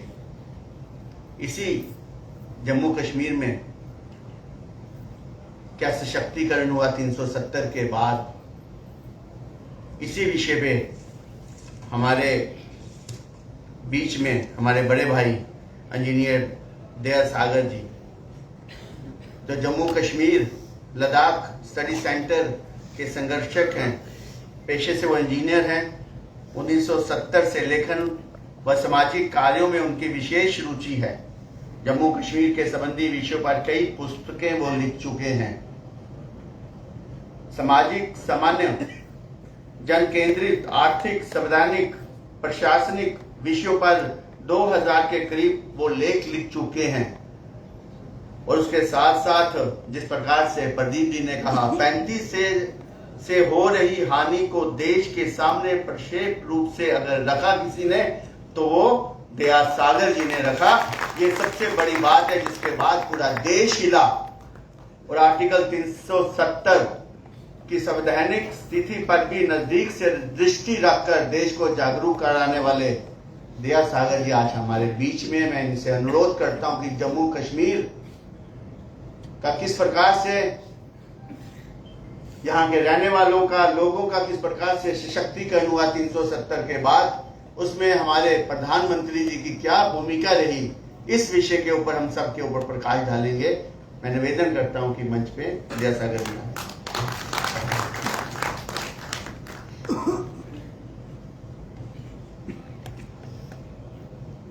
इस सभा में उपस्थित जम्मू के प्रबुद्ध जनगण, और मैं देख रहा हूँ कि अधिकांश सीनियर सिटीजन्स भी हैं इसमें, जो कि जम्मू कश्मीर के पूरे इतिहास को और खासकर अधिविलीन होने के बाद के इतिहास को अच्छी तरह से जानते हैं।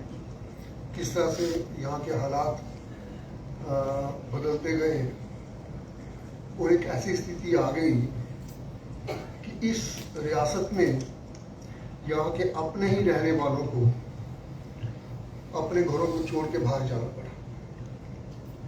आज तक बाहर है वो।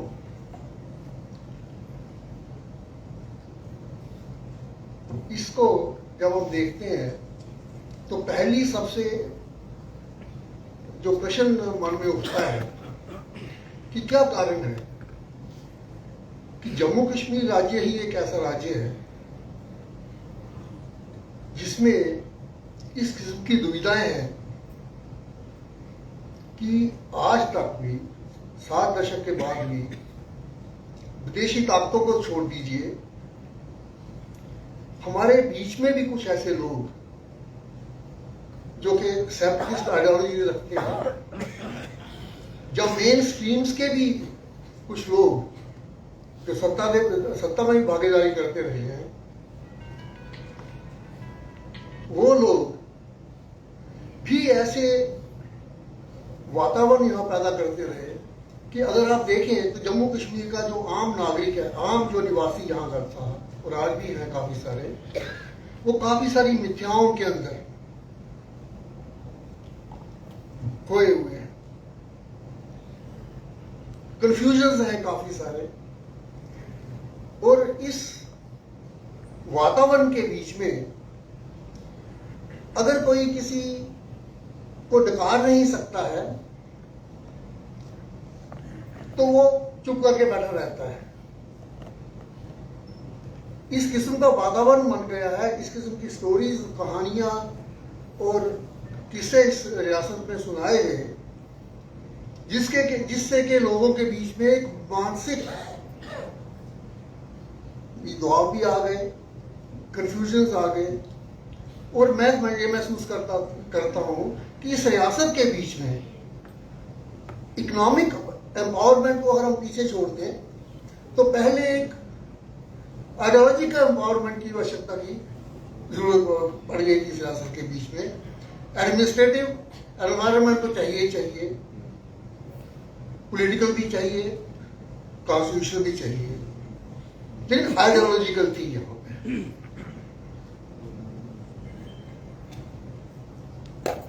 लोग कहानी सुनाते थे, जनता सुनती थी। एक बड़ी खास चीज बनी हुई थी कि जम्मू कश्मीर रियासत का भारत के संविधान में एक विशेष दर्जा है। कुछ लोग इसी के नाम पर, और उनमें अधिकतर जो थे वो कश्मीर घाटी से थे, ये कहना पड़ता है कि वहीं से थे वो लोग, जिन्होंने इसको विशेष दर्जा कहकर भी इस रियासत के आम जन के लाभ के लिए प्रयोग नहीं किया, सिर्फ भारत से दूरियां दिखाने के लिए प्रयोग किया इसको, ये दिखाने के लिए कि जम्मू कश्मीर रियासत वैसी रियासत नहीं है भारत की जैसी पंजाब है या उत्तर प्रदेश। बड़े अफसोस की बात है कि जो लोग देश की चिंता करते थे, राज्य की चिंता करते थे, उन्होंने भी आर्टिकल 370 को कभी पढ़ के नहीं देखा, ध्यान से नहीं पढ़ा इसको। और इसी आर्टिकल 370 को सामने रख के वो लोगों को कहते थे कि हमारा विशेष दर्जा है। जब भी उन्हें कोई क्वेश्चन करता था तो सारे सवालों को वो खत्म कर देते थे, आम जन को ये कह के कि ये हमारे विशेष दर्जे को छेड़ रहा है।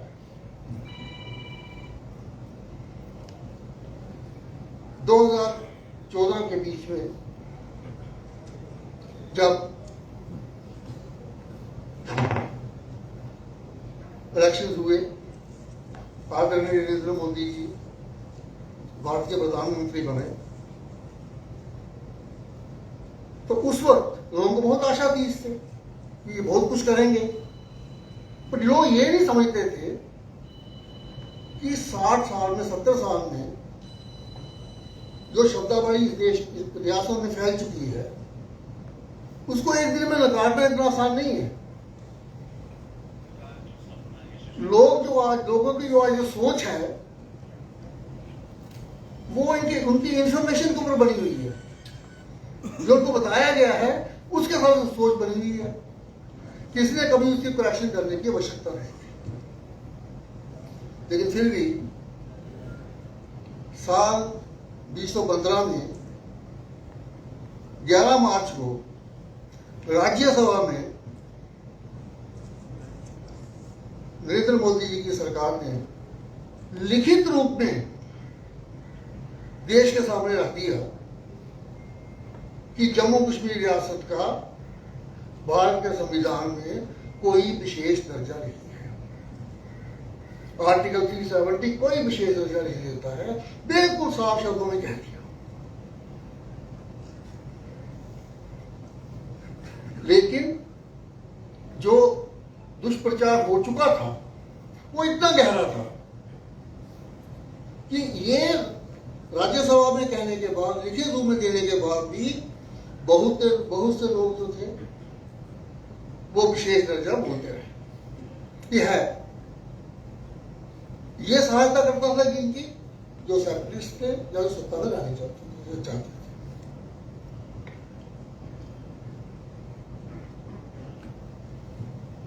जब 2014 की इलेक्शंस का समय चल रहा था तो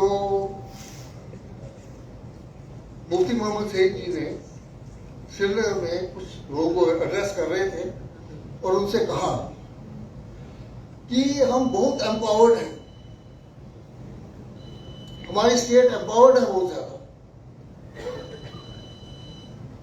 कॉन्स्टिट्यूशनल फुल पावर है हमारे पास में।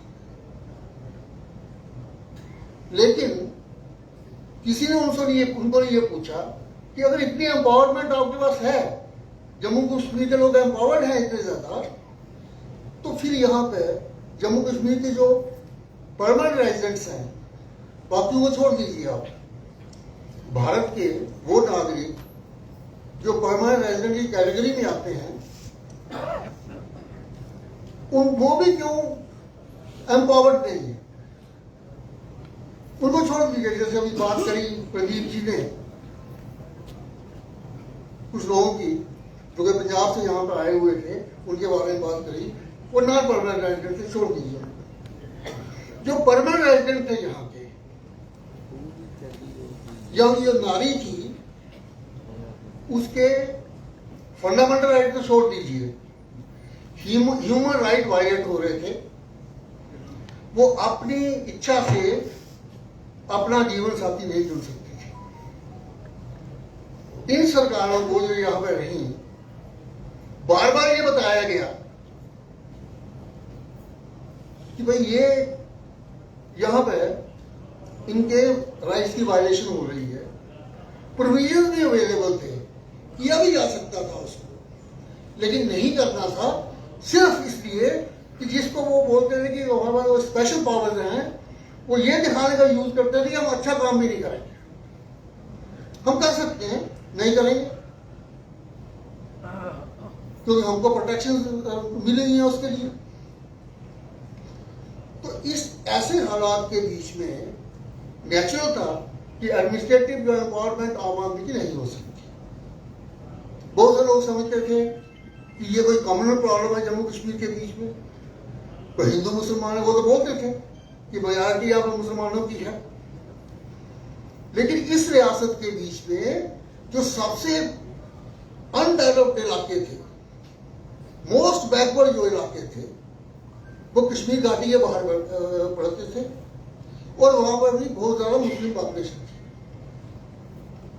अगर ये सिर्फ एक कम्युनल इशू होता तो वो उन इलाकों को तो डेवलप करते, वो भी अनडेवलप्ड इलाका है इस पूरे के बीच में। तो क्या था कि एक कुछ नेतागण जो कि कश्मीर के नाम के ऊपर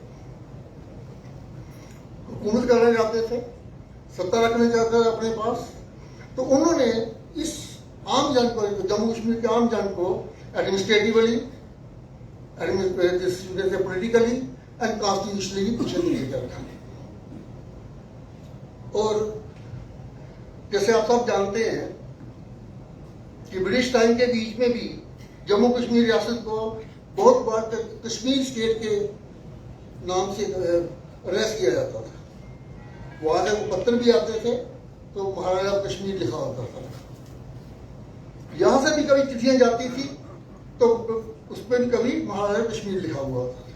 तो कश्मीर के नाम से अक्सर ये जाना जाता था। और मैक्सिमम जो लीडर थी जो प्राइम पावर में रही, वो कश्मीर घाटी की थी। वो लोग जो भी बोलते थे दुनिया समझती थी यही जम्मू कश्मीर है।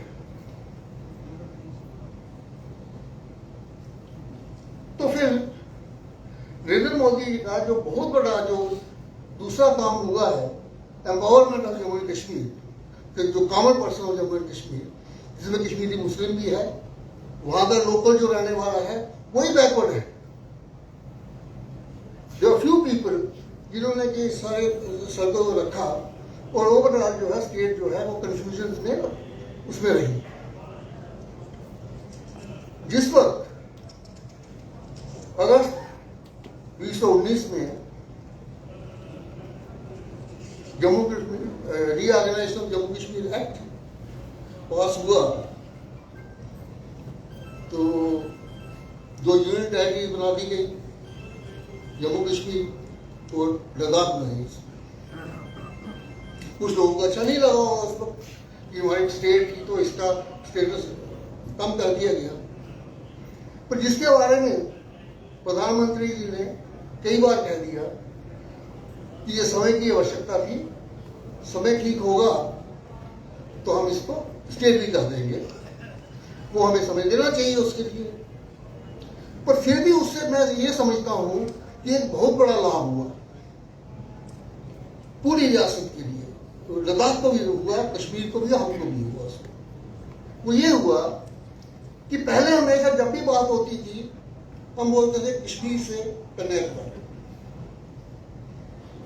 तो जम्मू कश्मीर की लिमिट्स को हम कश्मीर वैली तक काट देते थे, भारत की लिमिट को कश्मीर घाटी में काट देते थे। जब भी कश्मीर का कोई लीडर, चाहे सेपरेटिस्ट हो या पाकिस्तान एंड कुछ भी हो, ऐसा कोई प्रश्न खड़ा करता था जो जम्मू कश्मीर के संबंधों और भारत की बात करता था, तो लोग समझते थे यही बात है पूरी स्टेट के लिए।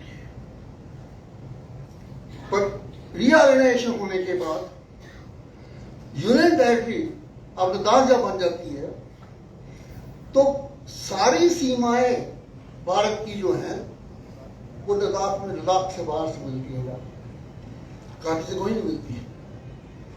तो अब अगर हम ये हो गया भाई भारत की सीमाएं आज की कहाँ है, भारतवर्ष की सीमा तो बहुत दूर तक थी, तो आज की अगर देखना है कहाँ तक, लद्दाख से कन्याकुमारी, तो इस शब्द का प्रयोग जो है वो कम हो जाता है।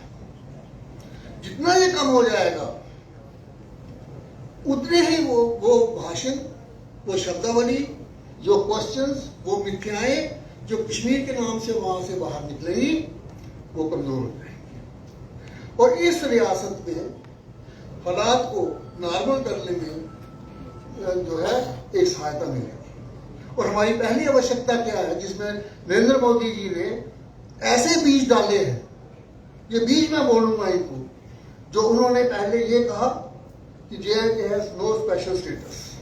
हमने नहीं सुना, हमने सुन के आगे ले जाना चाहिए था ना, हम नहीं लेके गए, उन्होंने क्या किया था।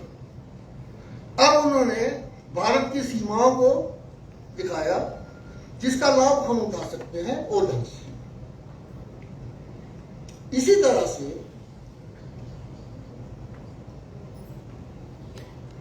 इस रियासत के बीच में जो जम्मू कश्मीर का विधान था, जो किताब लिखी हुई थी, उसमें शेड्यूल ट्राइब के लिए कोई रिजर्वेशन नहीं था, कश्मीर रखा हुआ में पूरे भारत में था। तो इनको कहा जाता था यहाँ के नेताओं को कि भाई इसमें इसका प्रोविजन डालिए, इसके बीच में शेड्यूल ट्राइब भी रखिए, कह सकते थे, कहाँ मुश्किल था करने के लिए। ये तो अगर 35 ये जो था उसकी जो भाषा को अगर आप देखें तो इतनी ताकत देता था यहाँ की असेंबली को कि यहाँ के जो परमानेंट रेजिडेंट है उसको जो मर्जी दे दीजिए, भारत का कोई नागरिक दूसरा नहीं बोल सकता है उसके लिए। इन्होंने नहीं किया उसको। क्यों नहीं किया इसका? शायद ये सोचते थे कि शेड्यूल ट्राइब शायद कश्मीर वैली से बाहर जाना है। तो एक एम्पावरमेंट जो है नरेंद्र मोदी जी ने ये कर दी, इसमें कोई दुर्भावना नहीं, उन्होंने अपना काम कर दिया है। अब ये सारे उनके किए हुए काम को बड़े नम्र ढंग से आगे ले जाना है, उन तक ले जाना है जिनको के गलत इंफॉर्मेशन दी हुई है, जो उनकी सोच बन चुकी है। उनकी सोच को खत्म करना है। अब सही इंफॉर्मेशन देके, चैलेंज देके नहीं। अगर आप नरेंद्र मोदी जी के स्टार्ट किए हुए जो कार्य हैं उनको पूरा करना चाहते हैं, हम empowerment of common man of Jammu and Kashmir, तो उस हर संदेश को उनके पास ले जाना है। आर्टिकल 370 जो है ये भारत के संविधान का सबसे कमजोर आर्टिकल था। भारत के संविधान के में किसी आर्टिकल में नहीं लिखा हुआ कि इसको ऐसे खत्म किया जा सकता है। इस बेचारे के बीच में लिखा हुआ है कि मुझे ऐसे खत्म किया जा सकता है, तो मैं टेम्परेरी। ये बोलते हैं सबसे तगड़ा है, ये सबसे कमजोर था। एक बात ये बोलते थे कि ये एक पुल है, सेतु है भारत में और जम्मू कश्मीर में। भारत के किसी नेता ने नहीं कहा कि ये सेतु नहीं है, क्यों पढ़ा नहीं किसी ने ध्यान से इसको। जिस लाइन से वो पढ़ के वो बोलते थे कि इसकी वजह से ये सेतु है, वही लाइन बताती थी कि ये सेतु नहीं है। पढ़ा नहीं किसी ने। आज ये गया भी नहीं है, वहीं पे है, शक्ल बदल दी है इसकी। तो भारत तो जम्मू कश्मीर वही है और यही वही है। इतने साल किसी ने पढ़ा नहीं, देखा नहीं इनको, इन्होंने आके इसको देखा और काम कर दिया। अब कुछ लोग जो हैं वो रियासत में ये ठहराते हैं कि आपसे छीन दिया गया कुछ। अब नरेंद्र मोदी जी के काम को आगे हम तभी ले जा सकते हैं कि लोगों से कहें कि आपसे कुछ भी छीना हमने, था ही कुछ नहीं, तो छीना गया, हमने दिया है आपको। डिलिमिटेशन प्रोसेस था असेंबली के बीच में, जिसे पॉलिटिकल एम्पावरमेंट, उसका रास्ता खोला। तो रास्ता खोलने के बाद आगे का काम तो उनका नहीं है ना, वो किसका है? जिन लोगों ने जमीन पर काम करना है उनका काम है ये। जो उनके कुलीग्स हैं मिनिस्ट्री में हुए उनका काम है। जो एडमिनिस्ट्रेटर में बैठे हुए हैं उनका काम है। कमीशन बैठा था, कमीशन को सारी इंफॉर्मेशन देना काम उनका है, मोदी का काम नहीं है वो। अगर उसमें कोई कमी रह गई है तो उसकी रिस्पॉन्सिबिलिटी उन लोगों की है जिन्होंने अपना काम नहीं किया। उन्होंने रास्ते खोल दिए और जम्मू कश्मीर के आम जन का एम्पावरमेंट जो करना है उसका पूरा प्रोसेस शुरू कर दिया है, उसको आगे ले जा रहा है। और जब तक वो एम्पावरमेंट पूरी नहीं होती, इस रियासत के बीच में पीस और स्टेबिलिटी नहीं आ सकती। अगर वो नहीं आएगी तो फिर आप जाएंगे मोदी जी के पास कि हमें स्टेट ले लीजिए। तो उनकी सहायता करने के लिए वो सारे काम कर रहे हैं कि इस रियासत के बीच में पीस और स्टेबिलिटी हमारी वापस है। वैसे देखिए एक और चीज हम देखते हैं, अक्सर हम कहा करते थे, मैं 35A के बारे में बीच में बात कर रहा हूं।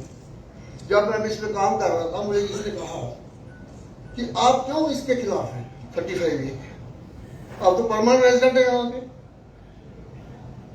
तो ये तो कहता है कि आपको जो मर्जी दे दिया जाए, क्यों आप खिलाफ हैं इस चीज के? मैंने कहा ये तो कहता है। मैंने कितने बार कहा है हर लीडर से, गवर्नमेंट से, कि भाई आप बहुत अच्छे अच्छे काम कर सकते हो इसकी वजह से, अंदर से देखिए इसको। और वो काम करेंगे सारे। वो कहते हैं हमने नहीं करने। या मेडिकल कॉलेज है, वह सीनियर डॉक्टर की कमी रहती है, न्यूरो सर्जन की कमी तो हमेशा रही है यहाँ पे। तो अगर यहां से कोई पढ़ा लिखा नहीं है तो वी हैव ए प्रोविजन। हमारे स्टेट के विधान के बीच में सेक्शन 8-9 बैठी हुई है जो कहती है भी हम इनको रिलैक्स कर सकते हैं, बदल सकते हैं हालात को, बाहर से मंगवा लीजिए। कहते नहीं, वो नहीं करेंगे हम, इसलिए यहां के लोग सफर करते रहे। वो तो परमानेंट रेजिडेंट थे ना, वो वेस्ट पाकिस्तानी रिफ्यूजी नहीं थे, वो जो उधर से आए हुए थे, यहां बैठे हुए नाम परमानेंट। ठीक है, उनको कोई अधिकार नहीं है, पर जो परमानेंट रेजिडेंट है उसका भी अधिकार नहीं। पाकिस्तान ऑक्युपाइड जम्मू एंड कश्मीर से जो लोग यहां पे आए हुए थे, मैं तो अक्सर कहता हूं कि वो पाकिस्तान के दुर्व्यवहार के सबसे पहले विक्टिम है। वो जो 47 वहां से निकल के आए हैं, कोई अपना, कई लोग तो अपने पेपर्स तक साथ में नहीं लेके आए, आइडेंटिटी भी साथ में नहीं लेके आए वो लोग। और अभी तक सरकारों के पास उनका कुल कितने लोग वो वहां से आए हैं ये नंबर नहीं था। पार्लियामेंट से क्वेश्चंस भी आए, पूछा भी गया कि बताइए कितने लोग हैं, ये नहीं बता पाया इसके। अब इनके आने के बाद थोड़ा हुआ है काम, अभी चल रहा है, लेकिन वो लोग उनके नंबर को की काउंटिंग द्वारा शुरू होगी। कुछ यहाँ के परिवार पीओजे से आए, 47 में जो हमारे एल्डर्स यहाँ बैठे होंगे वो जानते होंगे कि 50 में कितनी बुरी हालत थी, 60 में कितनी बुरी हालत थी। किसी को सोचने का समय नहीं था कि हमने लेना किससे क्या है। कोई अमृतसर चला गया, कोई दिल्ली चला गया, कोई भोपाल चला गया, वहां जाके बैठ गए बेचारे रोटी कमाने के लिए। 80-90 में जाकर उनको होश आई कि हम भी जम्मू कश्मीर कहीं रहते थे, चलेंगे वापस। उन्होंने पूछना शुरू किया, कोई पता नहीं चल रहा। यहां तक के 5300 फैमिलीज थी जो कि यहां रजिस्टर्ड भी थी और बाहर रह रही थी, उनको भी डिसआउंड कर दिया। 1971 में एक्ट पास कर दिया, उनको डिस्प्लेस्ड पर्सन की डेफिनेशन से निकाल दिया। तो वो भी तो स्टेट स्टेट होल्डर्स थे, परमानेंट रेजिडेंट थे। नॉन परमानेंट रेजिडेंट की बात हम फिर भी नहीं करते। अब उनकी रजिस्ट्रेशन हो रही है। वो परिवार जो है, जो बाहर रह रहे हैं, उनको हम दोबारा नॉमेनक्लेचर दे रहे हैं। और नॉमेनक्लेचर क्या दे रहे हैं? उनके घर का वहां का एड्रेस लिख रहे हैं हम उसके ऊपर। प्रेजेंटली कहाँ है, आए हैं कहां से, ये लिख रहे हैं उसको। उनको आइडेंटिटी दे रहे हैं उसके ऊपर। तो ये एम्पावरमेंट है जम्मू कश्मीर के जो रहने वाले थे। यहाँ रोटी रोजी तो चलती रहती है, वो आदमी कमा लेता है। इकोनॉमिक एम्पावरमेंट तो होती रहेगी, थोड़ी होती है, ज्यादा होती है, लेकिन एम्पावरमेंट जो है, आइडेंटिटी की जो एम्पावरमेंट है, सबसे ज्यादा इम्पोर्टेंट। और आप उससे इसका यूटी बनने के बाद 3 साल हो गए हैं। कुछ लोग कहते हैं बहुत समय हो गया जी, अब तक कश्मीर ठीक नहीं हुआ। जमीनी स्तर के ऊपर जो काम करना है, जो सहायता करनी है दिल्ली में बैठे हुए प्रधानमंत्री जी, वो नहीं हो पा रही है। जैसे मैंने कहा कि चैलेंजेस नहीं होने चाहिए, सिर्फ इंफॉर्मेशन फ्लो करनी चाहिए। ये असम्पशन लेनी है हमें कि किसी की नीयत बुरी नहीं है, सोच उसकी खराब हो गई है कि उसको इंफॉर्मेशन ही इतनी है, उसको बताया किसी ने नहीं। जैसे मैंने आपसे कहा कि आर्टिकल 370 पढ़ा ही किसी ने नहीं। वो कहते हैं स्पेशल स्टेटस दे रहा है जम्मू कश्मीर को, लोग समझते रहे हैं। आज किसी से बोलिए आप, वो कहता नहीं हमने स्पेशल स्टेटस ले लिया उन्होंने। तुम्हें नुकसान क्या हुआ बताओ। तो इस किस्म की चीजें जो है कि नरेंद्र मोदी जी ने ऐसे कुछ कार्य किए हैं। इतना बड़ा देश है ये, जम्मू कश्मीर रियासत जो है उसका एक छोटा सा हिस्सा है, लेकिन इंपॉर्टेंट इसलिए है ये हिस्सा कि यही हिस्सा सबसे ज्यादा इंटरनेशनल न्यूज में रहता है और कोई नहीं रहता है। और यहाँ पे जो है, जब हम देखते हैं कि कश्मीर घाटी से एक बहुत बड़ी संख्या जो है वो बाहर रह रही है पिछले 30 साल से, उसमें मेजॉरिटी हिंदू है। तो जिस अपने देश के बीच में वो वापस नहीं वहां पे जा रहे। एक तरफ तो हम कहते हैं कि 4% लोग वहां पे खराब हैं, 5% लोग वहां पे खराब हैं, फिर क्या प्रॉब्लम है? प्रॉब्लम ये है कि वो जो बाकी 90% बचे हुए हैं वहां पे, वो उनको अगर सपोर्ट नहीं करते तो चुप, उनको उनके खिलाफ भी नहीं बोलते। क्यों नहीं बोलते? कि उनके पास शायद इंफॉर्मेशन की कमी है। ये इंफॉर्मेशन ग्राउंड लेवल पे जाके पहुंचाना हमारा काम है, और वो करके हम नरेंद्र मोदी जी की सहायता कर सकते हैं। क्योंकि सारे काम जो उन्होंने हाथ में लिए हैं और वो जो कर रहे हैं, उनको करना है या उनके अधिकारियों ने, या उनके पुलिस ने, और या आम जन ने। तो मैं सिर्फ इतना ही कहते हुए कि नरेंद्र मोदी जी ने जम्मू कश्मीर रियासत का जो आम नागरिक है उसके आइडियोलॉजिकल, पॉलिटिकल, एडमिनिस्ट्रेटिव और जो कॉन्स्टिट्यूशनल जो एम्पावरमेंट होती है उसका प्रोसेस शुरू कर दिया है। उस प्रोसेस को संभालना हमारा काम है और हम आशा करते हैं कि हम उसको आगे लेके जाएं। मैं इतना ही कहूँगा।